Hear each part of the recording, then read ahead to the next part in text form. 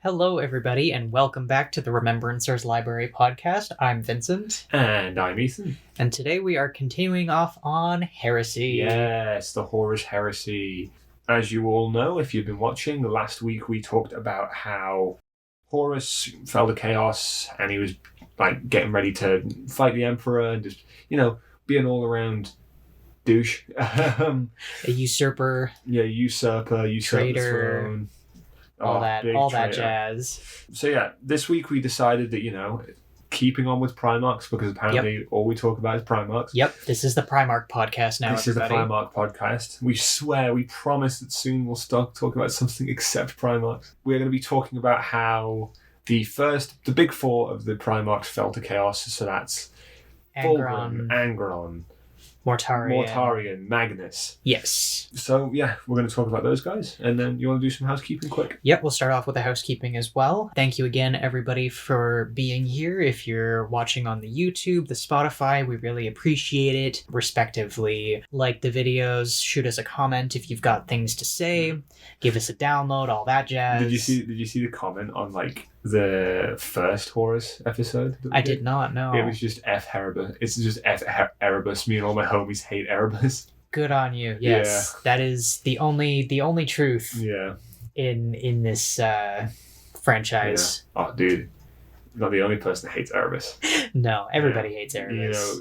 Khan the Betrayer. Yeah. Not a big Erebus fan. Nope. Nope.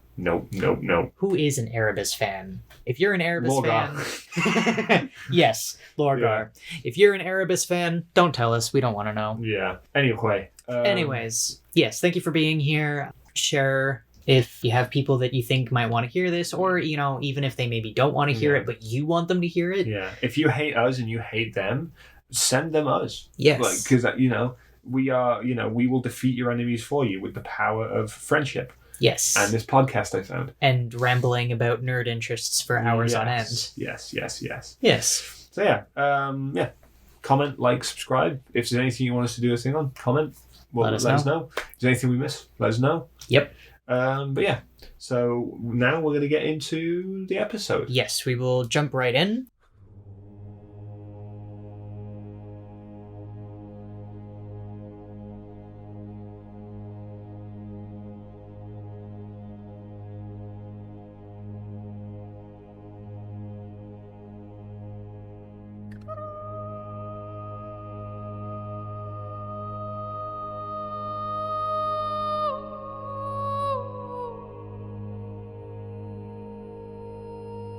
All right, so last we left off, as you said in the intro there, Horus is ready to do some traitoring. He's ready to do some overthrow on the Emperor, yes. But he realizes that he's not going to be able to do this alone. Mm-hmm. And he, on top of that as well, he realizes that he needs a little bit more than the small contingent of the Titans that he has and the Mechanicum. Yes. Because we'll talk about that a little bit later on. Okay. Well, not in this episode, but a little bit later on. And I'm sorry that I didn't put it down in the notes for you. That's okay. But he gets the Mechanicum on his side. Okay. As we mentioned last time, he gets the Mechanicum on his side. So he sends the Mechanicum off. Yeah. He sends the Mechanicum off to, go talk to Mars, and he's there and he's like, I'm going to need a little bit more than just the Mechanicum. Just a little bit more if we're going to overthrow the entirety of the Emperor's forces. Me, myself, and the Mechanicum. Yes. Yes. But yes, so he does that, and then he's like, okay, I have to choose which ones of my brothers I think would be the best to support my cause. Exactly. And over the years, he, in all of our episodes, we've said, when we're talking about connections between Primarchs, it's okay, this guy was friends with Horus. Yeah. This guy was friends with Horus. This guy was friends with everyone. Horus befriended everyone. Mm-hmm. So, and that was his whole charisma thing. Yeah. So he knew sort of which of his brothers were more likely to fall to his way based on their communal daddy issues and all that jazz. He knew from the get-go, when he became War Master and stuff like that, he took all of his brothers aside, sat them down, and he had a conversation with each one of them about their expectations of him and how he viewed, how they viewed him to what he would need them to do for the Mechanicum, for the Imperium. Yes. So he knew which ones of them would be easy to manipulate and corrupt, and which ones would be, a little bit harder than that. Exactly. Like, you can't take someone like Guilliman and be like, hey, you want to betray the Emperor, because Guilliman's going to be like, let me make a spreadsheet on why that's a bad idea, and now I'm going to have my entire legion come and audit you, and then once that audit's done, I'm going to fight you. Yes. Yeah. Yes. So, in that case, then, the best choices for him for corruption would be Angron, Fulgrim, Mortarion, and Perturabo. Yes. And they already had their issues with the Emperor. Exactly. They've already had past disagreements, or in Angron's case, just outright hate the Emperor. Exactly. Yeah.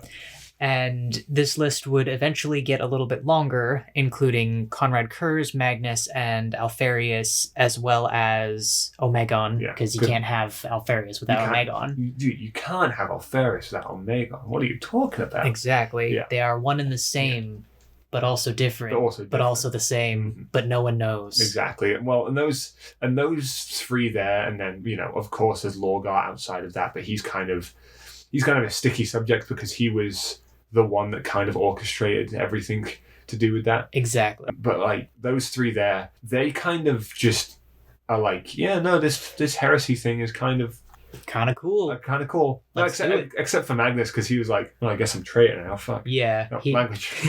He didn't really get a choice. He didn't really have a choice. No.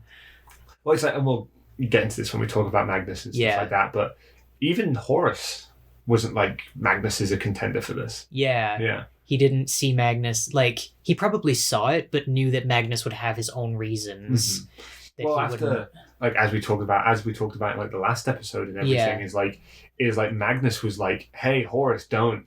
Yeah. He was very much in, like, I want to save my brother from being. Yeah. And I do have notes on that as well, that Magnus really, he was just stuck in a desperate situation this whole time and just kept making the wrong decision. Exactly. But we digress. We digress. That's for the episode there. But yeah, each one of the Primarchs had their own grievances with the Emperor, and Horus knew exactly who to talk to and when, what scenario to make play out, what strings to pull, to get the dominoes to fall where where he wanted them. Not to mention as well is like a lot of the Primarchs at this time were doing things that were already kind of heretical. Yes. Yeah. They were already doing very minor heresies. They kind of all had the sway of their demon patrons sort of whispering in their ears by this point already. Well, like, definitely Mortarion and Fulgrim at this point. Yeah. Like, not to mention, like, speaking on Mortarion and stuff like that, not too much before getting into it. Yeah. There was even division in the legions. Yes. That was causing them to kind of sway towards heresy and chaos and stuff like that. And most, like, within each legion, most of them, there was a division between Traitor and when you get to Istvan, you'll see massively in the reasons for that. But like using Mortarion as the example and stuff like that, it was very much the barbarous Marines versus the Terran Marines in that regard, because they just didn't like each other. Exactly. So yeah, we'll get into that. We'll get all into that. We'll get into all of that sort of stuff. Exactly. And we might even talk a little bit about how they got corrupted by each god. We don't know. That might come later on. Yes. Yeah. But yeah, so to jump right into it, we are going to do this in 2 episodes for 4 Primarchs apiece. So this episode, the current one you're seeing on, we're going to be talking about the big 4. These are Games Workshop's favourites. Yes. But these are also the ones that have been corrupted. When they get to Chaos, they are corrupted by a single god. Yes. So they're a little bit more interesting. They have a little bit more meat behind them. That's why the other ones have been consigned to the next episode. Yes. Such as Alfarius and Conrad and Lorgar, who were very much pretty cut and dry. Pretty cut and dry. At least 2 of them came to Horus on their own and was like, hey, heresy. Yeah. One of them had to be corrupted, and then the other one was just clinically insane. Yes. So, yeah. So that's how we're going to split this up. And, all right. You ready to begin? Absolutely. Awesome. Blood for the Blood God! Skulls for the Skull Throne!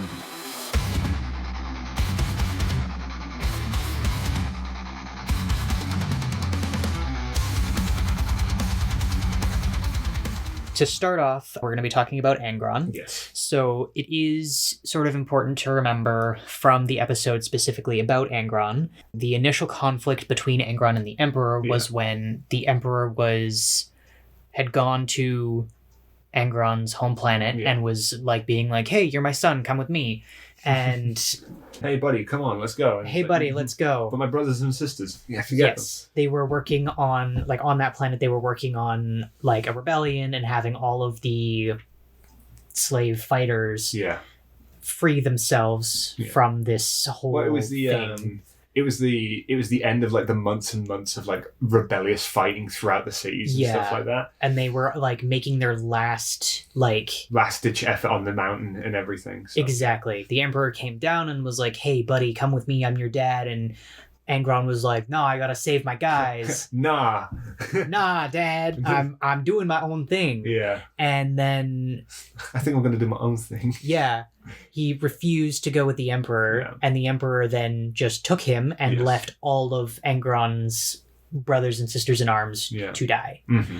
So Angron, at this point, arguably a little bit annoyed. Yes. And then there's something we didn't talk about in that episode that I want to bring up here because our buddy Bri, she addressed something to me. Yep. She loves the podcast and everything like that. And she was listening to the Angron episode, and she's like, "You missed something." And I was like, "What do you mean?" And she's like, "You don't realize what happened after this, right?" And I was like, "Just tell me what we missed." Yeah. So Angron's anger at the Emperor only grows wider. Yeah. When you realize that when he takes him to Terra and he meets his brother, the Emperor hasn't killed any of the other brothers' pets, quote unquote. Right. They all have their people. Exactly. Luther still has the lion. Yeah. Wrong way around. The lion still has Luther. Yeah.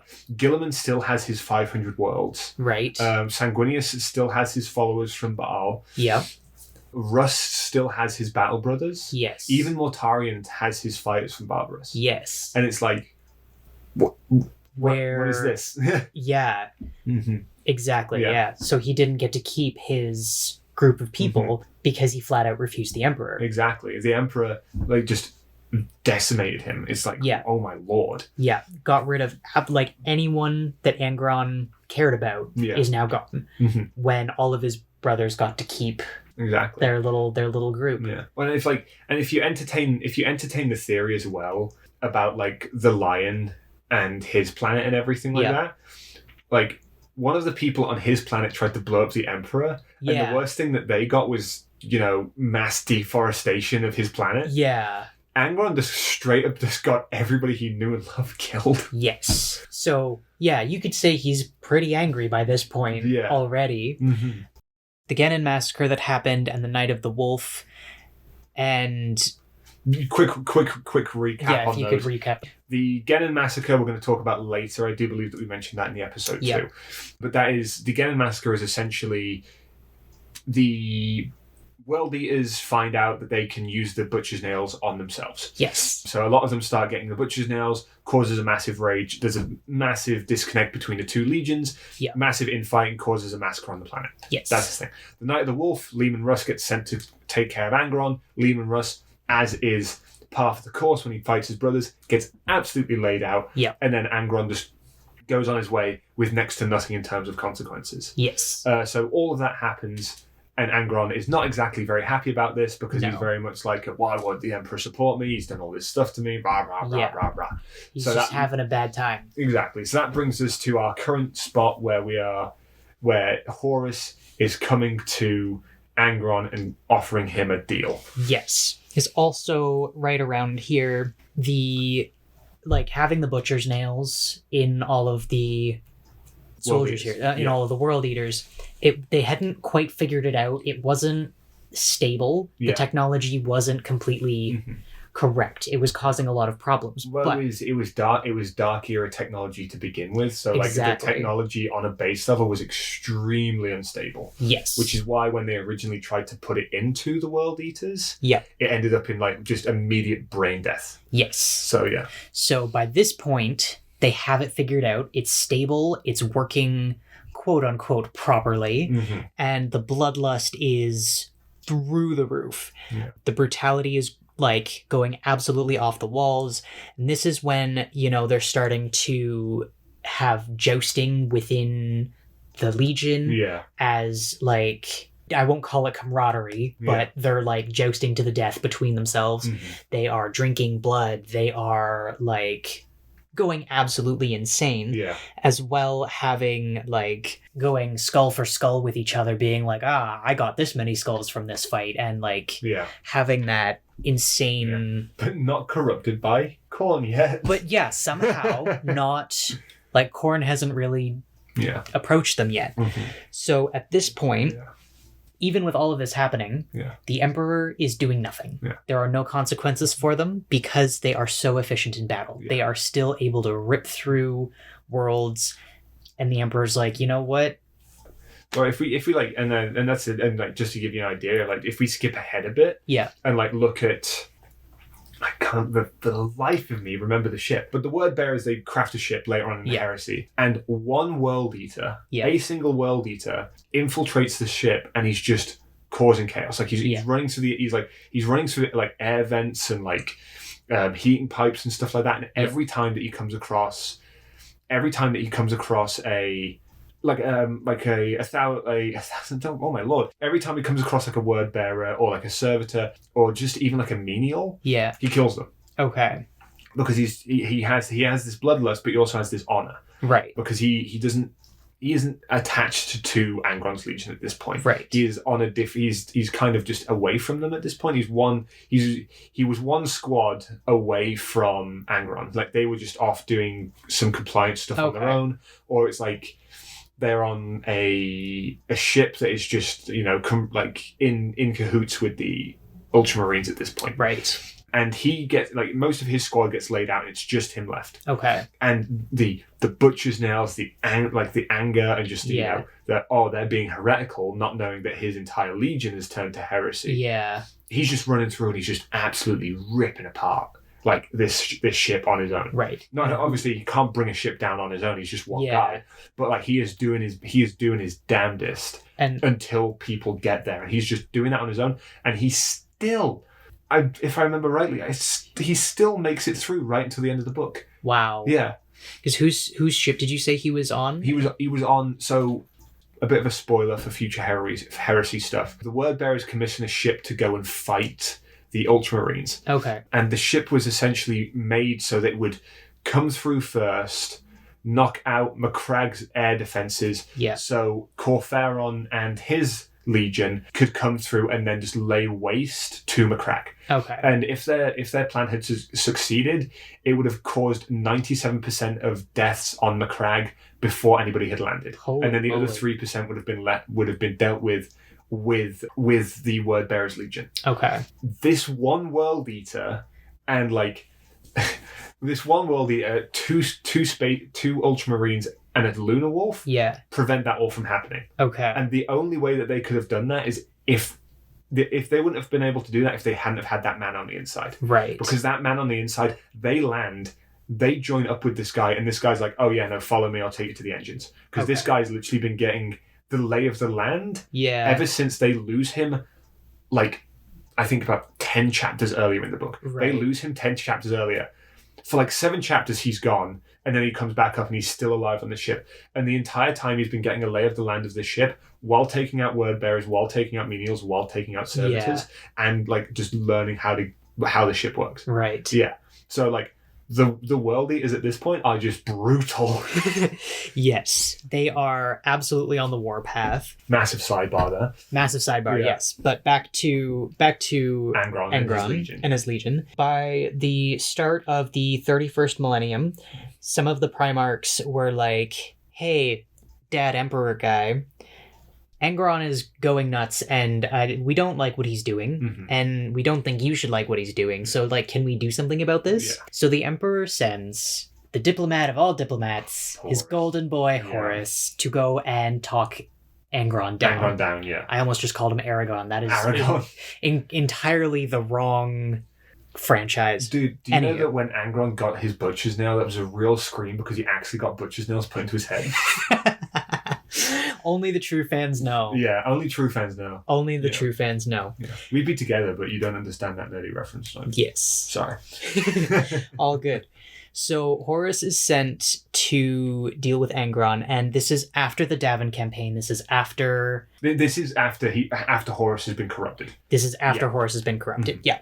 So Horus knows that Angron hates the Emperor. He knows this, and it really didn't take much to get Angron to fall to chaos.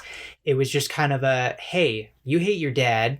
Have you ever thought about like going against his good word? Yeah. And Angron was like, can I still kill everything? And Horus was like, yeah, you sure can, buddy. Yeah. Well, with Angron and that conversation, it was 100% be like Angron just being like, you're a heretic, and Horus just being like, is our father any better? That's literally all the conversation would be. That's it. And Angron was like, fair enough. Yeah. I'll kill things if you will let me kill things the way that I am. Yeah. And it was pretty much a done deal at that point. Yeah. And then the first campaign that they go on. Yes. I think I hit my note, I only went as far as Estevan 3 for my notes here. Oh, okay, this happens a little bit before Estevan 3. Okay. So they, as I mentioned at the end of the last episode when I was talking about all of little goings on and stuff like that. Yep.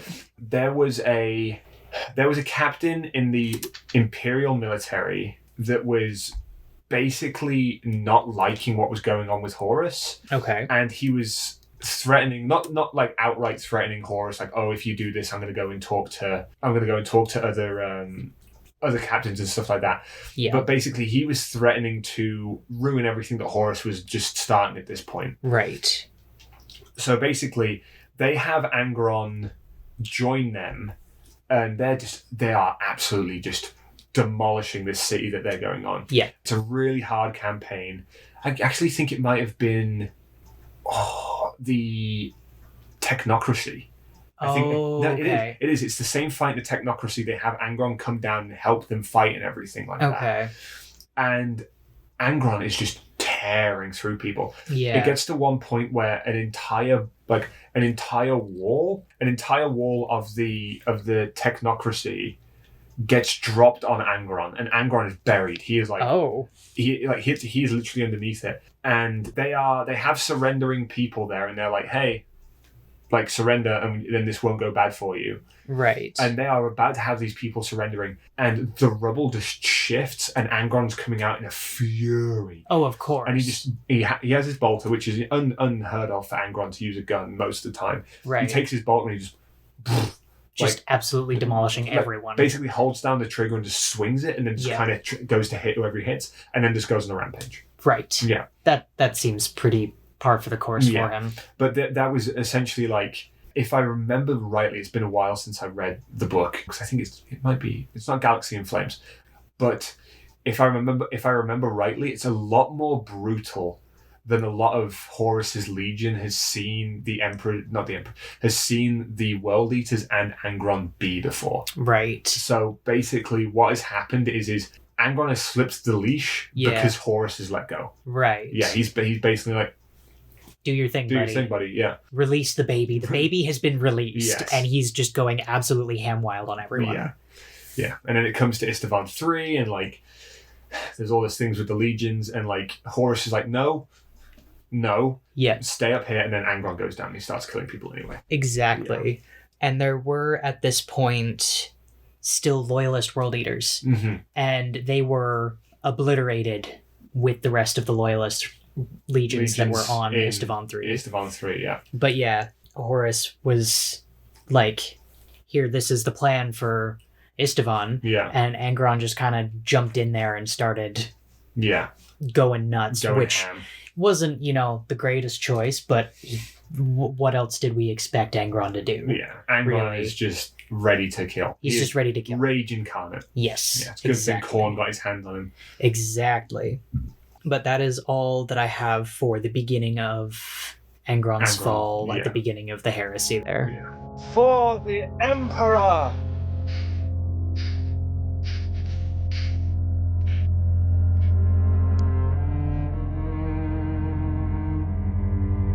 All right, so who are we talking about next? Next, we are getting into Fulgrim and his fall with Slaanesh. Yes. So, where we leave off for Fulgrim is... Okay, so the important place to start for Fulgrim is the planet Laren. Yes. And I hope I'm saying that correctly. No, Laren is right. Okay, or Laren or Laren. It's, yeah. Okay. Yeah. Either way. Yeah. Potato. Yeah. This is the third world on the 28th expedition of the Crusade fleet. Yeah. This planet is absolutely chock full of precious resources. Mm-hmm. Now, there are...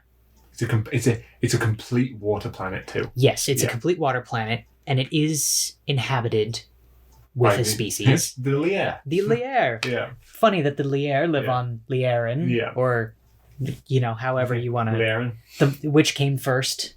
Lier or the Lieren. Exactly. Yes, so these are... halfway through that. Speaking of tongues, these were snake people. Yeah, well. That was a great segue. Thank you, myself. I'll pat yourself on the back hard. Yes, my lord. So, this planet, water planet, full of resources, full of snake people, who, unknownst to Fulgrim and the rest of everyone, these guys worship Slaanesh. Mm-hmm. Quick side thing here. Quick sidebar. Because I know what you're going to get into next, which is the Lier blade and stuff like that. What's the Lier blade? I'm kidding. That is actually what I'm getting into. What? Tell me you didn't. So right before he gets the Lier blade, and they bring the planet into compliance by eradicating everybody. Yeah. Fulgrim has great regret for that, by the way. He does. Eradicating the Lier. It's why he's a snake person now. Yes. Yes. As a punishment by Slaanesh. Yeah. So basically, before they do that, in the Fulgrim book where this all happens, they have Fulgrim has more remembrances on his ship than a lot more of his brothers do. Right. Because a lot of his brothers were like, this is useless, I don't care. But Fulgrim's like, art, sculpting, It's why I talked about it to you before, where he has this hissy fit over the sculptures he's making. Yes. Yeah. That they can't be... They're too perfect. They're too perfect. Yeah, and the guy's like, they're too perfect. And Fulgrim's like, I guess I'll never make a sculpture again. And then just leaves the room. Yes. Yeah, and he's this massive, just bitch fit about sculpting. Exactly. Which is, we'll see more of that later on. Absolutely, we will. But so basically, there's a lot more remembrances on the ship than there is in any other fleet. Right. And a lot of those remembrances are allowed to go down to the planet to document stuff. Yes. And this planet is so corrupted by Slaanesh that when they go and look at a certain temple that had been left over, them simply stepping into the temple corrupted them to Slaanesh. Yes. And that's where a lot of the stuff that happens in the corruption of this ship and the corruption of Fulgrim comes from. Yes. Because it's a lot of people who have been corrupted. Yep. Just basically bouncing off each other. Exactly. Except for Ostian Delafor, who just stays in his studio for the entirety of Fulgrim's book. And he just comes out and he's like, what's going on? What's going on, everybody? What's going on? Why are there all these weird statues all around? Anyway, I'm going to go back to carving the Emperor. Yeah. But it's just a lot of people fall to Slaanesh at this point. It's not just Fulgrim, but that is also the reason that he falls so quickly, is because it's like, everyone around me is doing the same thing. I guess I should too. Yeah, they're just all radiating the energy, and it's all just multiplying by exponential amounts. And he picks out which ones of his sons do this by showing them a painting. Oh, okay. Because he paints a painting that is just gross and horrific, and it's just a bad piece of art. Okay. If you're not corrupted by Slaanesh. If you're corrupted by Slaanesh, it's beautiful. It's one of the best paintings you've ever seen in your life. Right. And he uses that to pick out which ones of his sons have already been corrupted and would fall to his cause easier. That's cool. Yeah. I didn't know that part. Mind you, not corrupted by a Slaaneshi demon yet. Yeah. Of course. The corruption is starting, but he hasn't been possessed yet. He hasn't actually been... Okay, interesting. Yeah. But they come down to this world and they're like, hey, do you have a moment to talk about our Lord and Savior, the Emperor? Yeah. And they were like, hiss. Yeah. They were like, boo, hiss. Boo, hiss. We don't care about your Imperium. Yeah. And they then put up their defenses, and the Emperor's children were like, we're gonna kill you now. Yeah. We're gonna kill you now. So the other thing about the Lier is that over many, many centuries, they had been genetically perfecting themselves. Mm-hmm.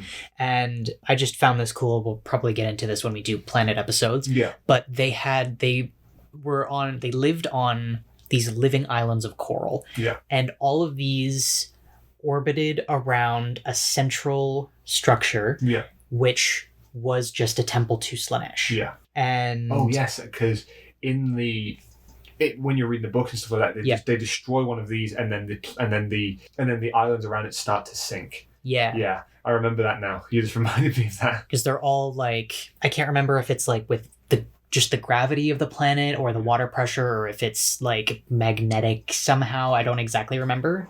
I can't remember either. I'd say it has something to do with sound.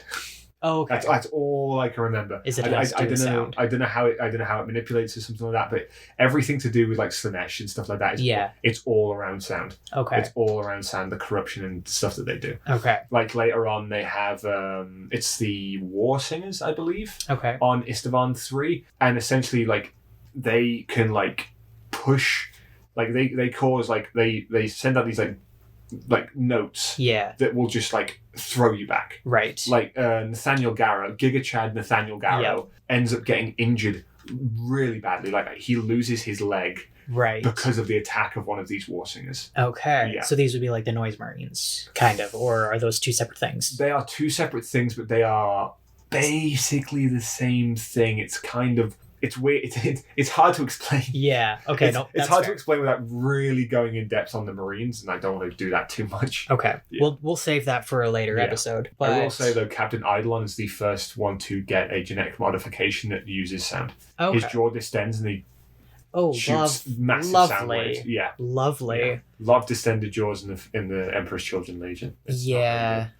I mean that sounds about right, but also that's it's gross. Yeah. Gross. But anyways, back to the takeover of Lieren. Yeah. It takes Fulgrim and the Emperor's Children. It took me a second there. The Emperor's Children, it takes them 1 Terran month to take over the planet and exterminate all of the Lair.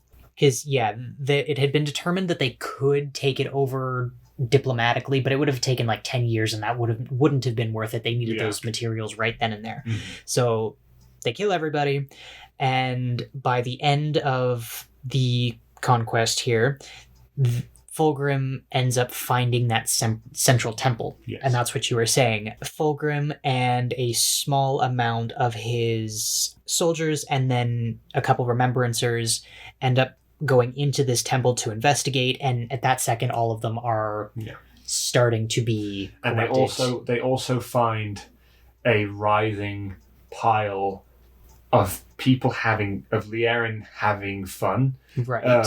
Quote unquote the gap fun. There. If you're, if you know what's happening, some adult time fun. Yeah, it's very disturbing. Okay. It's not like the way that it's explained is like even for the creatures, it seems unnatural the way that they're doing it. Okay, so they just kind of massacre everything that's in there, and then Fulgrim gets his sword, and then so hilarity ensues. Exactly. And so this is the Lier blade that you had mentioned. Mm-hmm. It's in the center of the central temple.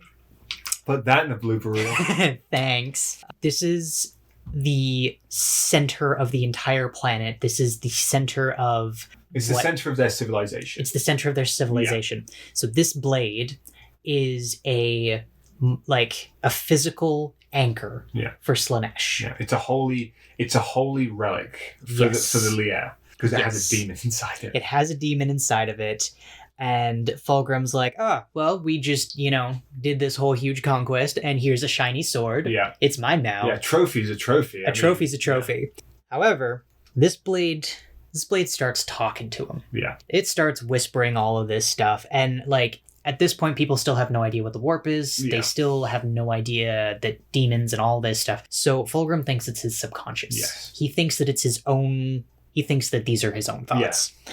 So he ends up. Well, because and then not only that, the demon picks up on that and starts talking as Fulgrim. Yes. So he starts hearing kind of like his own voice, but it's different. Exactly. And that's the thing that really takes him over. Yes. But by this point, he starts using this sword more than Forgebreaker.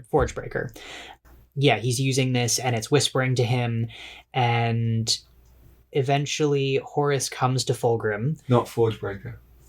Firebrand. Right, Firebrand. Yeah, okay. Forgebreaker's the hammer. Forgebreaker's the hammer. Yeah. Yep. No, you had me for a second next. I was like, yeah. Well, even as I read it, I was like, that doesn't seem right, but I wrote it down, so I don't know. It must have mentioned both of them, and then I just got Firebrand. For those who don't know, the sword that was made by Ferrus Manus for Fulgrim. Yes, and Forgebreaker, the hammer made by Fulgrim for Ferrus Manus. In the very, very, heterosexual. We're gonna lock ourselves in a room for 3 months, stripped to the waist, and slave over hot fires and get really hot and sweaty and pound out the metal.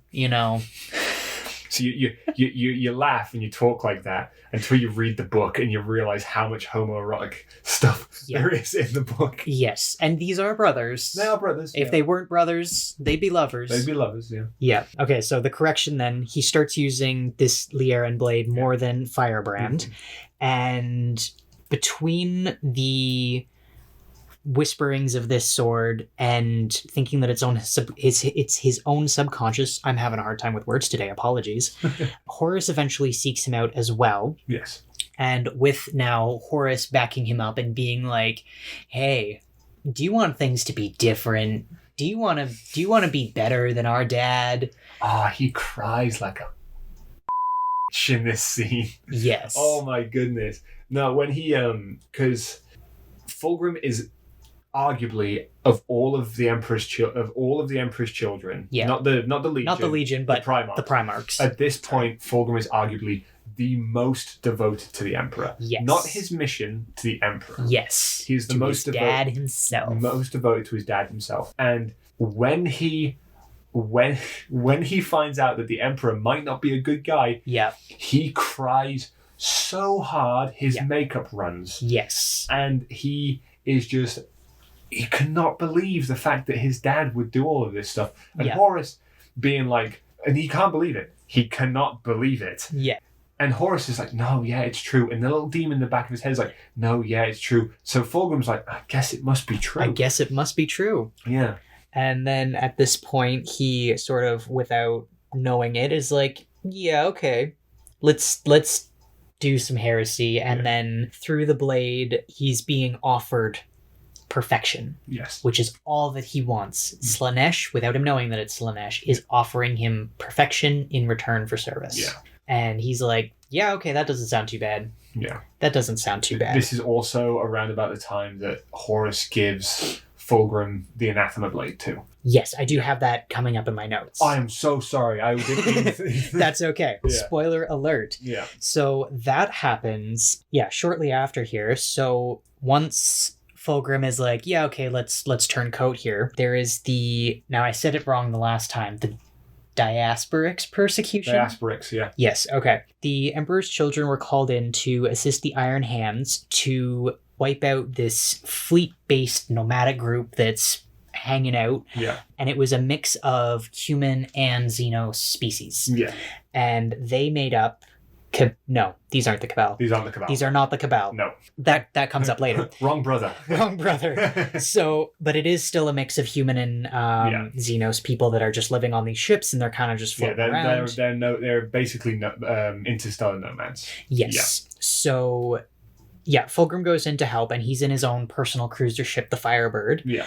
And he ends up coming under heavy fire. Yeah. And he needs the Iron Hands. That's Ferrus, right? Yes. So he needs Ferrus to come in and save him, basically. And this is like a huge shot to his pride. How dare he? Yeah, how dare he? He called me for help, and now he's saving my skin? Yeah. This isn't right. Yeah. All aided by the fact and all pushed by the fact of this demon in his ear being like, wow, how could he do this? How could he do this? Yeah. Very worm tongue. Yes. Yeah, very worm tongue from Lord of the Rings kind of deal. Yes, exactly. So he takes this huge blow to his pride, and he's like, okay. And the blade is continuing to be like, that was like a jerk move of your brother. So he's starting to resent Ferrus by this point, and saw him like, Ferrus, pulled off a heroic action to do this. And Fulgrim can only see it as showboating and boasting, and he's like, this is not it. Yeah. So he starts resenting his brother.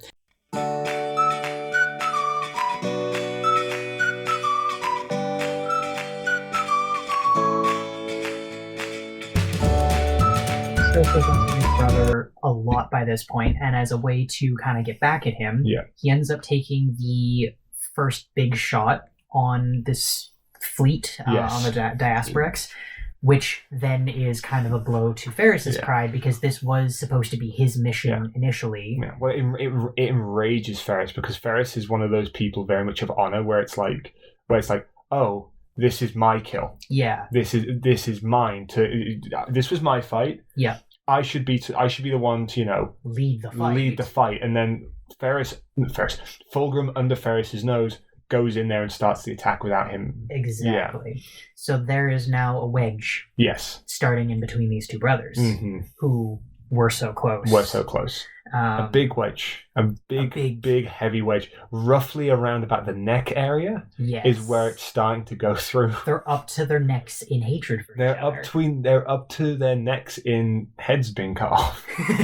Yes. Ferris gets his head cut off. Yes, he does. And then there is more. That's my notes for the next episode. There's a shuffling of weapons that happen around that time. Yeah, a big juggling of weapons. A big juggling. Yeah, Ferris Fulgrim juggled Ferris's weapon into his forehead. Yes, and then so on and so forth. So the brothers are starting a fight, and the next sort of notable event that happens is Fulgrim is now, I can't remember if he's going specifically to see this guy or he's just checking out the system. I think it's one and the same. Okay. So the Farseer is going there. Spoiler. The Farseer is going there because he knows that Fulgrim's going to be there. Okay. Yes. So Fulgrim is on his way through this system, and but he's completely surrounded by a very thick nebula. Yes, there's a huge nebula. It's hard to get in here. And all of the worlds that they're passing on the way towards like the center of this, if I remember right, they're not touching down on any of these planets because they are... No, they do touch down. They just don't touch them. Okay, they touch down, but they don't do anything because these worlds are basically perfect. Mm-hmm. They are perfect. They are perfect. There's no life that's like not corrupting them, but there's no life destroying them, i.e. like, humanoid or, intelligent life on them. Yeah. They're all essentially paradise worlds. Yeah. Every single one of them is a paradise world. They're all utopias without human influence. Mm-hmm. Or Eldari or there's no one to mess these planets up. And Fulgrim is like, I can respect that. We're going to leave them as they are. Yeah. So they continue on towards the center of this system, and they end up meeting up with this Eldari Farseer. Yes. This guy's name... I believe they end up on a Crone world. Yes. Yes. Crone world or Maiden world? A Crone world is a Maiden world. Oh, it's okay. One in the same. Yeah. Okay. Yeah, because a Crone world is an Eldari birth world. It's where the Eldar came from at one point. Yeah. So one of their original. Yeah, one of their original worlds. So a world originally owned by the Eldar. Okay. Yeah, I can't remember the disparity between them. I'm not a Xenos player. It's close enough for now. I'll have that information at some point. Yeah. But so they meet up with this Psyker named Eldrad Ulthran. Mm-hmm. This guy is the most powerful Eldari Psyker ever. He is the most powerful. He can see the future. And he is also one of the oldest people ever. He's currently one of the oldest characters in 40k. Yes, he is somewhere between 10 and 20,000 years old. At least. Yeah. At least. Mm-hmm. So he is very, very old, very, very powerful, and him and Fulgrim end up connecting. And this guy tries to warn Fulgrim that Horus is currently being corrupted on Davin. Yeah. There's no R in there. Davin. I'll get the name correct eventually. He's on David or something. I don't know. Horus is on David? Lucky David. Anyways. I can imagine the Psyker being like, look, man, like he's on David or like David or something. I don't know. Look, your brother's getting corrupted. Like he's getting corrupted. Yeah. He's been stabbed. Yeah. He's not having a good time. Yes. And Fulgrim is like, no, absolutely, like, no way. Yeah. No way my brother would turn against the Emperor. Yeah. So and that's another thing as well. Yes.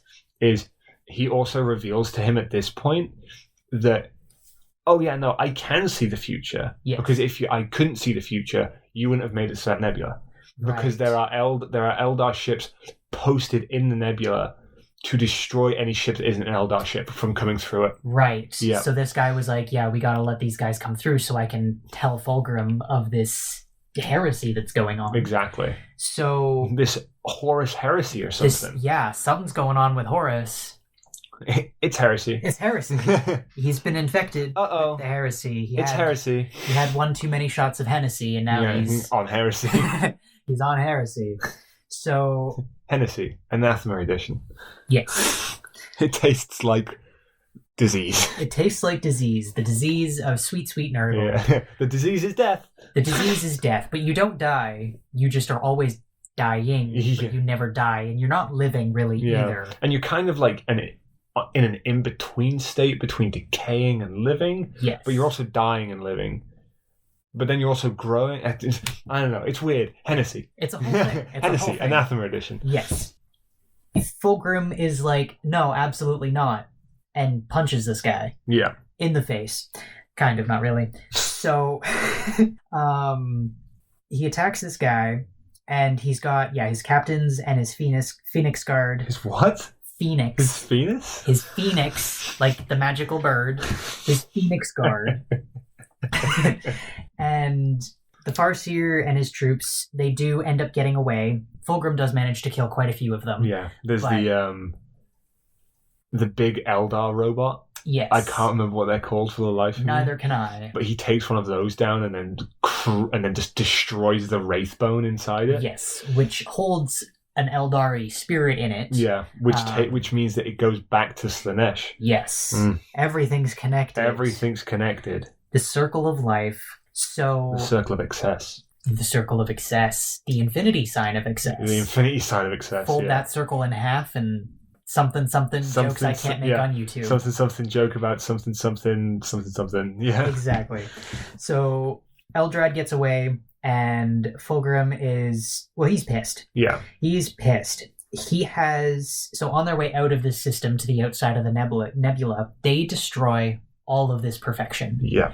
All of it. Because he's just in a rage. Mm-hmm. And they do this with virus bombs, specifically, which are only to be used in the most extreme scenarios. You have to get permission from the War Master to use them. And guess who didn't get permission from the War Master? Fulgrim. I mean, not that Horus was in any position to be doing anything at this moment. Oh, yeah, no. Which also means that our timeline on Fulgrim's a little bit iffy. Yes. Because we put Horus convincing Fulgrim to go against the Emperor before all of this. Did we? Yeah, that happens after this. Oopsie daisies. Oopsie. Yeah. Oh well. It was Alfarius' fault. Yeah, it's all Alfarius. Exactly. Oops, all Alfarius. Exactly. Or it's probably some Magnus shenanigans, I don't know. Of course. Yeah. But the virus bomb, he bombs this whole thing, and then Fulgrim heads out to find Horus, because he wants to hear Horus's version of this story. Yes. That this Farseer has told him. Yeah. And this is around about the time that Horus reveals his entire thing. Yeah. This is where Horus really gets Fulgrim on his side. He is able to twist Fulgrim's emotions and be like, okay, but our father is holding us back from perfection. Yes.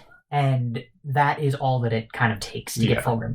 And he says that the only way to really get the perfection that you crave, that our father can't give us, is by letting these chaos gods guide us. Mm-hmm.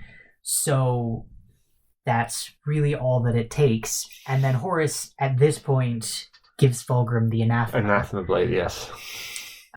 And Fulgrim is like totally on board now. And his makeup is running. Yeah. There's a really cute moment a little bit later on where he's sat in his chambers and he's got the anathema blade, the Lier blade, and firebrand in front of him. Yep. And he's like looking between the three of them. It's like, which one do I choose? Which of these three overpowered blades am I going to carry with me? I'm sure it's supposed to be a metaphor for something of like, do I pick Brotherhood, or do I pick Horus, or do I pick Slaanesh? It's probably one of those things. Most likely. Yeah. But now Horus sends Fulgrim after Ferris. He wants to try and get Ferris on the team of traitors. Yeah. And that doesn't go very well. No, it doesn't. Does not go well. So Fulgrim goes to confront Ferris, and they have an all-out brawl because Ferris is like, this isn't cool, this isn't fair, this isn't the rules. Yeah. This isn't honorable. This is not an honorable thing to do. So they go head to head, and Ferris breaks Firebrand with his bare hands. Mm-hmm. Well, not bare hands, his iron hands. His iron hands, yeah. It's really cool in the book because he I'm not sure if he does the two hand things and then snaps it, or if he grabs it. And just shatters it by pure grip strength. And shatters it by pure grip strength. It's really cool. Yeah. And then Ferris is like, nuh-uh. Nuh-uh. So, yeah, that him breaking this sword knocks Ferris unconscious. He's on the ground. He's laid out. Fulgrim... That's not what lays him unconscious. No? No. What lays him unconscious is Fulgrim picking up Forgebreaker and then slamming Ferris in the head with Forgebreaker. Right. Yeah. But he couldn't... What the notes that I have here is that he went unconscious when the sword broke, and then Fulgrim was going to kill him with the hammer, but he couldn't because go through with it. It was less unconscious. It was less unconscious. It was more stunned. Okay. He's very much like it because he breaks the he breaks the sword. It causes whatever to happen, and then Ferris is stunned. And then Horus picks up the hammer and Fulgrim. Horus isn't here. True. Fulgrim picks up the hammer, and then he's conflicted. Right. The real Fulgrim comes back through, and he's like, I can't do this. This is my favorite brother. Exactly. So instead of delivering a killing blow, he delivers a crippling blow. Right. So basically, he knocks Ferris unconscious, and then he takes Forgebreaker back with him. Yes. And he does manage also to kill all of Ferris's main guard. Yes. And they dip out of there real quick. Fulgrim's like, "Okay, we gotta get out of here." Right after dumping munitions onto Ferris's entire fleet. Yes. Yeah. Not destroying it though. No. Just crippling shaking them up a little bit. But they run and they rejoin with the rest of the Emperor's children on Estevan. Yes. And that is where we'll leave that. That's where we'll leave that one. Yeah. Yeah. Quick fun fact for you. Do you know where Ferris's hammer ends up? Where? Peter Turbo. Right. Yes, I knew that. I just took that. I was just reading about that. Fulgrim goes. Oh, here, have this. Yeah. I don't want it anymore. Well, no, he gives it to Horus.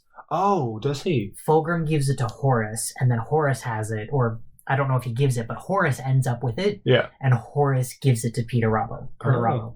Peter Turbo? Peter Turbo. Herder. Burger, hamburger. Yeah. Purty. Yeah. The purtiest of all the brothers. No. The purtiest of all the brothers is my dad. Yes, that is your dad. Yeah. But yeah, that is where we'll leave off with Fulgrim. We leaves off with Fulgrim. Yes, we do. And we're going to get right into our next one. Yes. All is ash.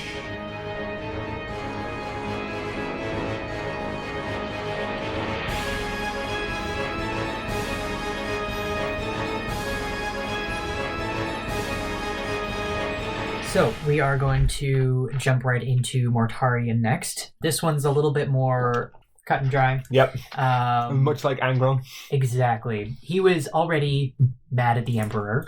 So we remember that Mortarion was on this gas planet, and there was the ruler of that was this psyker guy. His psyker dad. Yeah. One of two psyker dads. One of two psyker dads, yeah. And he was going to go back and kill his psyker dad, and then the Emperor was a kill-stealing dick. The Emperor showed up, stole the kill, and Mortarion was mad at him ever since. Yeah.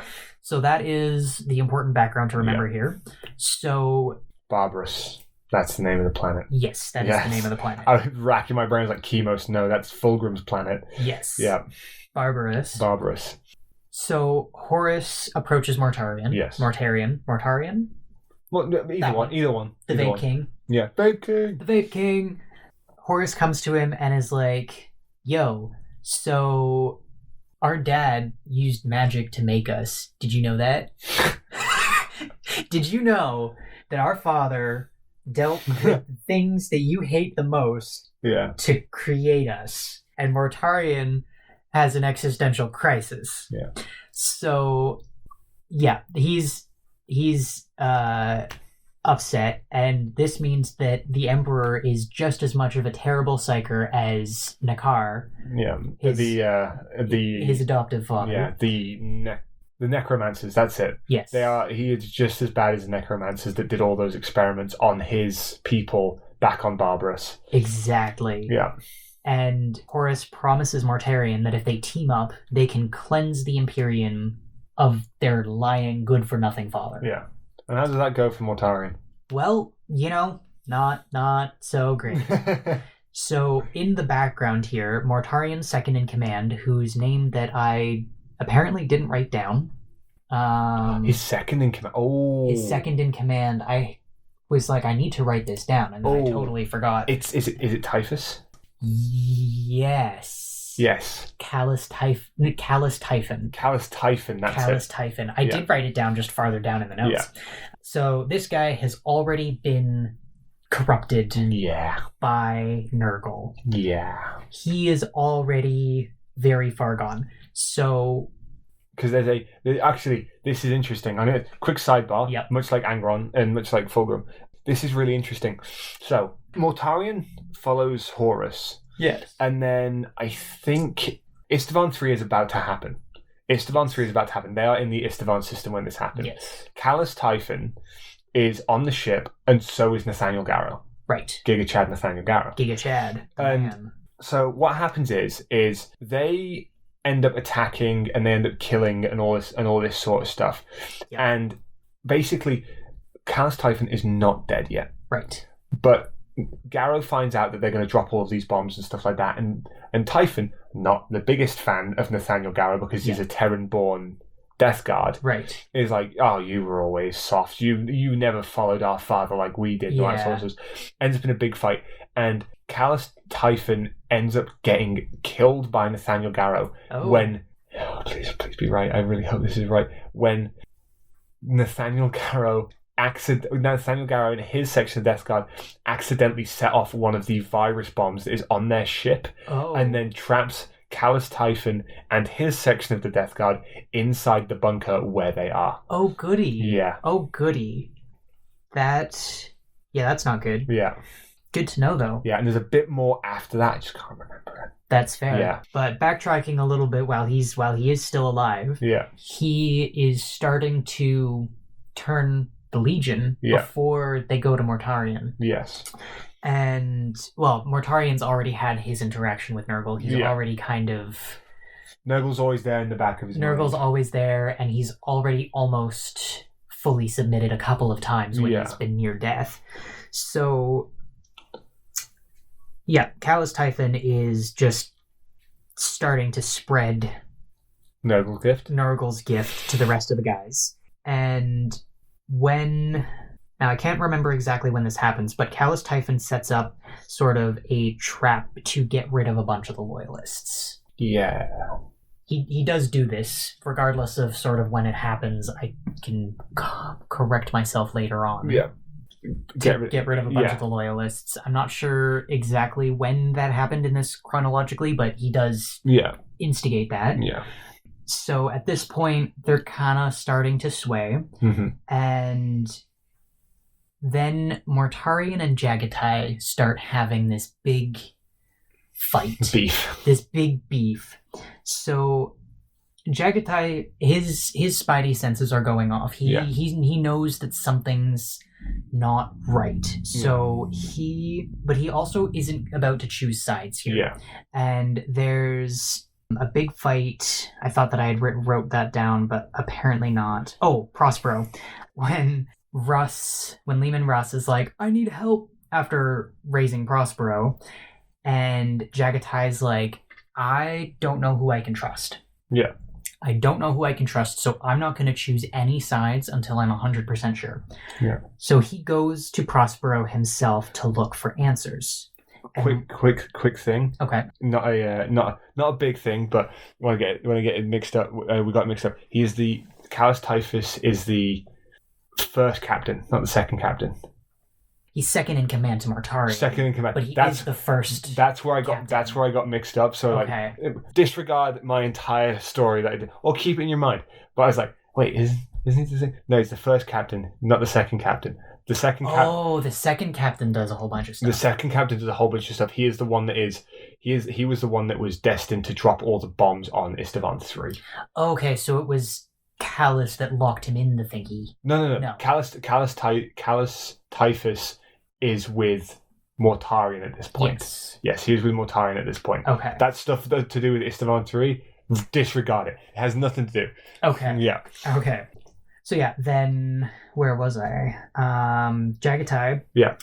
He heads to Prospero for answers, and Mortarion meets him there. Ooh. And I don't remember how Mortarion knew that Jagatai was going to show up or what the deal was there, but Mortarion tries to win over the Khan. Yeah. And so, and the notes that I have here is, so Mortarion is at this point starting to, regardless of whether Horus wants him, Mortarion's because Horus had told Mortarion that their dad was a psyker. Yeah. Sorry, I'm all over the place now. And Mortarion is fully like, screw the Emperor. He's not really like, yeah, chaos, yeah, Horus, but he's screw the Emperor. Yeah. I don't want anything to do with the Emperor. Well, Mortarion hates the idea of chaos because all chaos is magic. Is magic, and he magic, hates that. He's against. He's against chaos and psychers, but he's also against his father. So he's kind of like a free agent. He's a free agent, an agent of chaos. Yeah. But not chaos, just regular chaos. Yeah. And he'd be in the same regard as Alfarius and Omegon after post Heresy if he hadn't been corrupted is the thing. Exactly. Yeah. So he is now realizing that there is sort of all of the heresy is sort of starting to happen, and he's realizing that after the Council of Nicaea and the Emperor has banned psychers, the psychers have turned traitor. Yeah. And he's realized that if he is going to turn traitor with Horus against the Empire, even if he doesn't care about the psychers, he's now surrounded by psychers. Yeah. He has no friends on Horus's side. So he is completely alone. He's completely alone, surrounded by magic freaks. Yes. And he doesn't like that. Nope, not one bit. That's sort of why probably he's trying to get Jagatai Khan over on this side and being like, we don't you having nomadic warriors. We don't you don't want to have one king, do you? Yeah. And Jagatai's kind of, but no, this isn't the way that should be done. Yeah. So they go head to head now. All the brothers are getting in fights. Yeah. So well, you're telling me that Jagatai and Mortarion, two people that fight together so well because their regions are so different, fight each other? Yeah. I'm sure that goes well. Goes so great. Khan beats the snot out of Mortarion. Of course. They do end up in a sort of a stalemate. Yeah. Mortarion is very badly injured, but the Khan kind of nobody wins, nobody loses. They both win and lose by their own standards. Yeah. It's this whole thing. Mortarion kills some time, probably has a monologue or something. Yeah. And then he gets beamed up by his guys and taken out of the way. So they leave there, and there's so he's storming away, he's having a tantrum, Mortarion is, and they end up finding a planet called Terathlion, which was the backup to Prospero. This is the backup hard drive. Ooh. And bombs the hell out of it. Nice. This place is gone. Yeah. It's gone. It's done. It's toast. And they do it takes an entire Death Guard battle group to do this. Really? They just burn it to the ground. God damn. And so he's surrounded by psychers. Oh yeah, that was my note that was supposed to go at the beginning of that bullet point. Anyways, from this planet, Terathlion, Mortarion captures a woman. Ooh. Who's actually not a woman anymore, but a woman's body being possessed by a demon. Oh, fun. Very fun.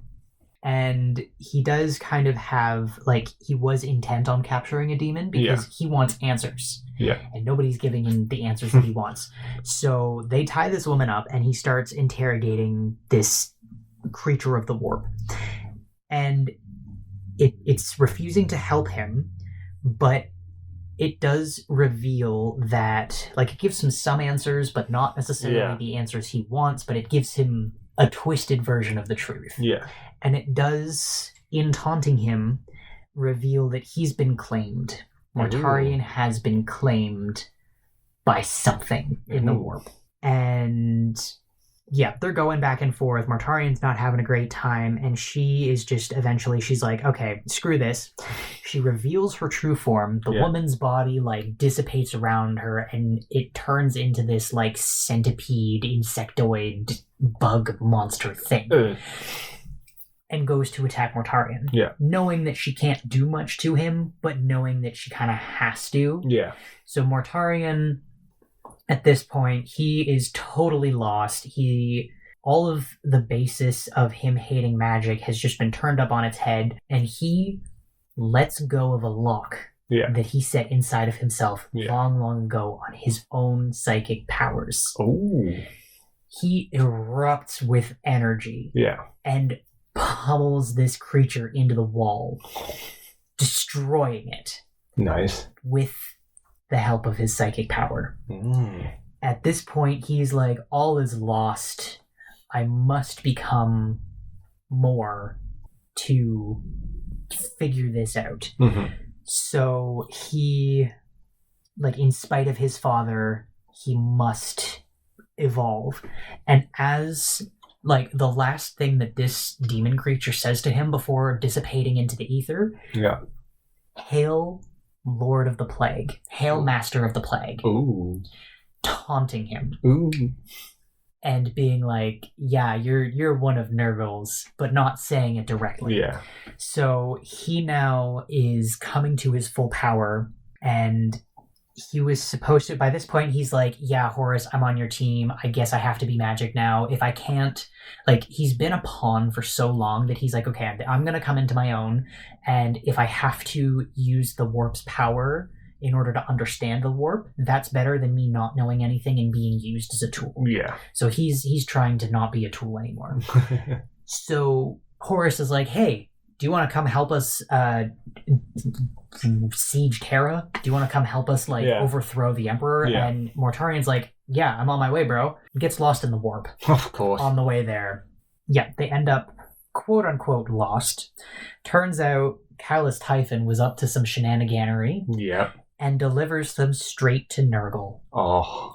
Delivers them. He puts them in the warp. He offsets the tracks. And then I think he killed all of the navigators. Yeah. And was like, I am the only one that can take us through the warp to get us home. Yeah. Takes them straight to Nurgle. And Mortarion, they are set into a trap and being infected. They've just been put directly into Nurgle's source of power. So the ship that they're on, or the fleet of ships, is just, like, sort of disintegrating from the inside. And all of the soldiers and Mortarion himself, they're all being infected by Nurgle immediately. Yeah, Nurgle's gift, yeah. Nurgle's gift. They're all being, like, they're all becoming infected. And Mortarion eventually can't stand it anymore. He can see his son suffering. And he's like, okay, Nurgle, man, I'll lay it down if you stop this. Yeah. Because this is absolutely insane. Yeah. Well, he's given two options.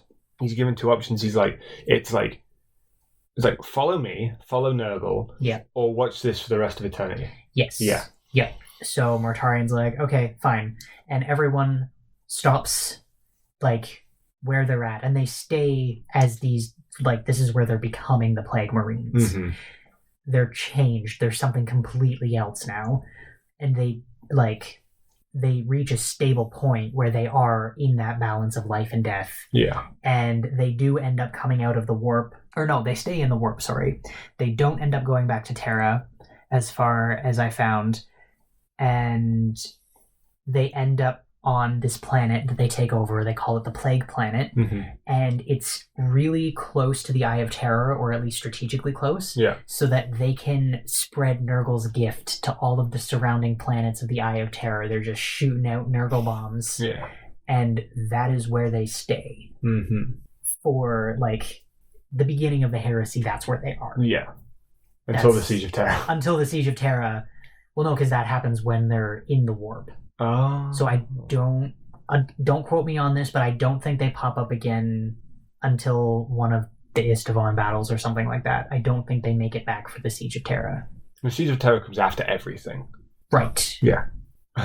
Okay, yep, I'm getting my timelines mixed up. But yeah, they're just chilling here. They're chilling, and they're just chilling, and then at some point in the future they do more stuff. Let's leave it at that. They do more stuff, yeah. And we'll leave it there for now. They're happy on their pus planet. Yeah. All right. And that brings us on to our next one. Yes. All is dust.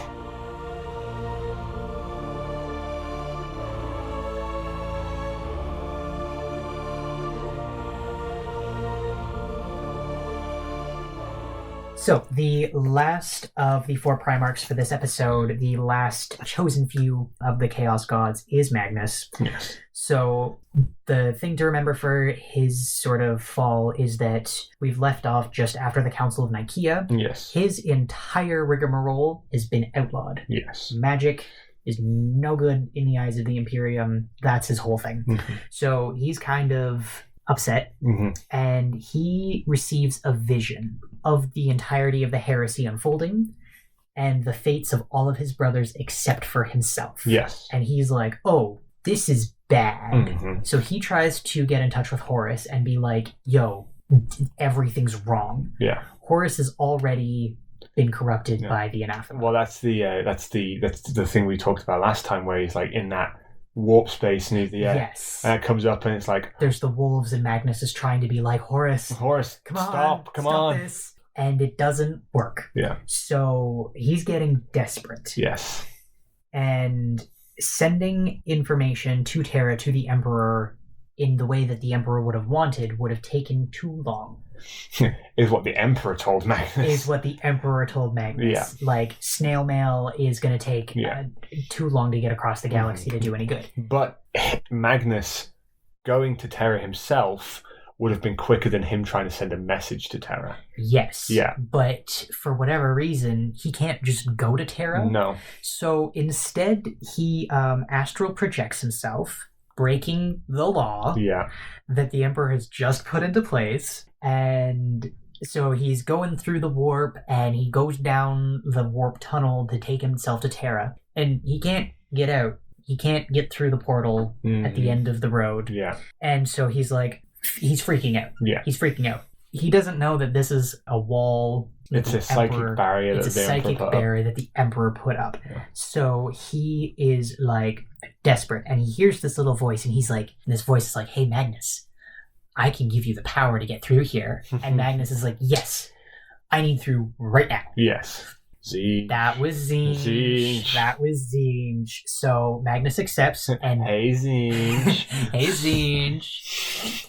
Magnus accepts, breaks through this wall, and punches a hole in the Emperor's shield that has been protecting Terra from the demons of the warp. Yes. Well, it's because the Emperor currently has the warp open on Terra. Yes. Trying to get the Webway project up and running. Exactly. So this was protecting humanity. And so many Mechanicus Adeptus, so many of the Adeptus are funneling energy into this shield. Yeah. Working on that Elder Webway portal. Yeah. Magnus breaks it, they all die. And so many people are dead. And now there's a gap in the shield. And so whatever nastiness of the warp can just come down to Terra now. So the Emperor's pissed. Yeah.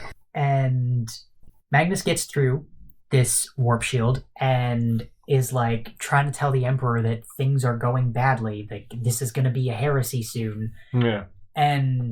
But he doesn't get to tell that message because he's just caused all of this destruction. So he scurries back to his physical body, which was on Prospero. Yep.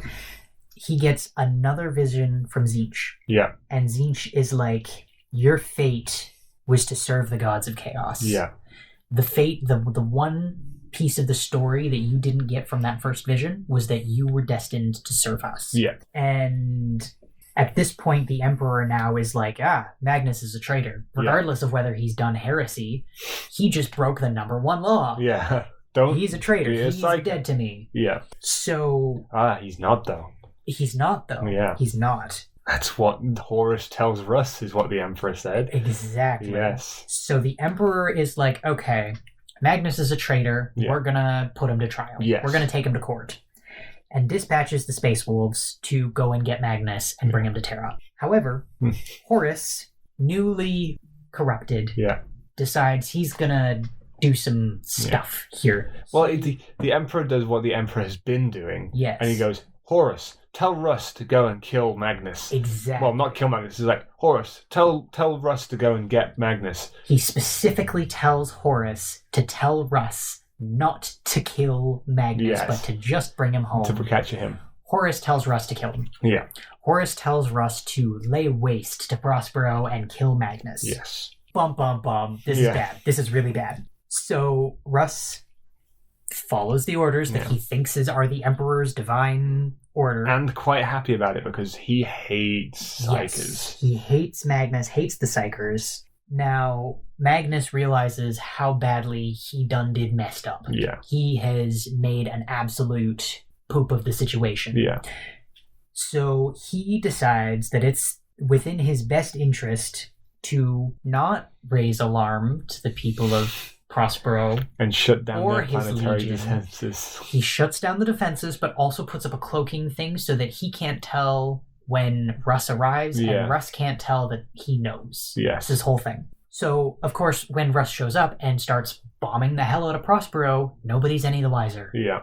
Everyone dies. Everything burns. Or so we think. Yes. In the midst of this whole thing going on, or no, sorry. Yeah, he realizes he messed up. Russ shows up. They start destroying Prospero. Russ and Magnus end up going head to head. They have a 1v1, and they're duking it out. Magnus punches Russ really hard, shatters his breastplate, and punctures one of his hearts. Yeah. While he's down, Russ manages to kick Magnus in his one good eye. Does him dirty, blinds him. What a dirty move. What a dirty move. Kicks him, grabs his arm, and does like a cool spinny, throwy thing, jiu-jitsu style, throws Magnus into the air, and brings him back down over his knee. Oh. Shattering Magnus's spine. Oh. But not killing him. Not quite. No. In his last moments of life, Magnus finally gives in to Tzeentch. Yeah. Because he didn't want to. Yeah. Magnus, like we said in the intro, he didn't do anything wrong. Yeah. He just didn't have the option to make a good choice. Yeah. He was told to do nothing and he did it wrong. Exactly. Yeah. So Magnus, in this last moment, he wants to save all of the knowledge that he's gathered over the years. He wants to save his sons. And he's like, okay. How many of his sons does he save? 1,000. Just 1,000. I wonder if that has anything to do with the name of them. The 1,000 Thuns. Thuns? The 1,000 Thuns. The Sun Thuns. The Thuns. The boys. Magnus's boys. So, yeah, in that moment, Russ cracks his back open, and Magnus is like, Tzeentch, help me. Yeah. Help me, please. Tzeentch comes down, turns Magnus into a full-blown demon prince, and zaps all of the surviving people on Prospero. Yeah. Magnus and his 1,000 sons. Sons. Come on, that's it. I'm done. I'm walking. Episode's over. Episode's over. I'm going home. Well, we are at my home, but I'm going home. Tzeentch zaps Magnus and his 1,000 sons. Yes. Off of Prospero and onto the cloud version of Prospero. Yeah. We already watched the hard drive get burned to smithereens. Yeah. We're on the cloud version now. Yeah. And Tzeentch has recreated Prospero, but messed up because it's the warp. Mm-hmm. And this is where Magnus will stay for a while. Yeah. He's in the tallest spire of the tallest tower of the tallest thing. Yeah. And then he meets Lorgar. Yeah. But yeah, basically that's it until the Heresy. Yeah. He chills there and just broods and is like, God, this was terrible. And that's Magnus. Yeah. He just was at the wrong place at the wrong time the whole time. Mm-hmm. Yeah. Poor Magnus. But yeah. Poor Magnus. He just wanted to know things. Is that such a crime? Poor guy. Anyways. That was the first episode of the Primarchs Fall. Yes. Yeah. Yes. The first 4, the most, I won't say Games Workshop's favorite. Games Workshop's favorites, the Golden Boys. Yeah. The Golden Boys. So they've all fell to chaos. Fell to heresy. Yeah. Some of them haven't fallen to chaos yet. Yes. They're all, though, very anti the Emperor. Yes. So, yeah. Yes. But we'll call it there. We'll call it there for today. So, thank you guys for listening and for watching, if you're watching. Yes. And thank you for dealing with my insane jabbering for that whole thing. All good. Yeah, you did well. Thank you. You're welcome. But, yes, if you're listening on the Spotify, please download, please give us a follow, do all that sort of good stuff. If you're listening on the YouTube, please give us a subscribe and give us a like and a comment if you've got the comments to give and all that. Turn notifications on. Yep. We do upload on the same day every week, except for last week. That went a little bit sideways, yeah. The story is I was messaging Gage and talking to him the night that we did that. Yeah. And it rolled over to the Tuesday when he was doing the upload, and he was just like, dum. I'm gonna make sure that it's up for tomorrow. So he was putting it up for 12 p.m. Wednesday instead of 12 p.m. Tuesday because it was already Tuesday morning. Yeah, it was already Tuesday morning. Stuff happens. We'll blame Zinch. Blame the Zinch mice in the walls. Yes. Zinch mice in the walls. Yes. But anyway, thank you guys. And also, thank you if you're here from the Instagram. Yes, the Instagram, yes. If you're listening on Instagram. How you doing it? Tell us your magic. Yes. But thank you for sticking around and liking our stuff, and we hope to continue our incessant jabbering at you for quite a while. Yes. So thank you for being here. Thank you guys very much, and we will see you next time. Bye.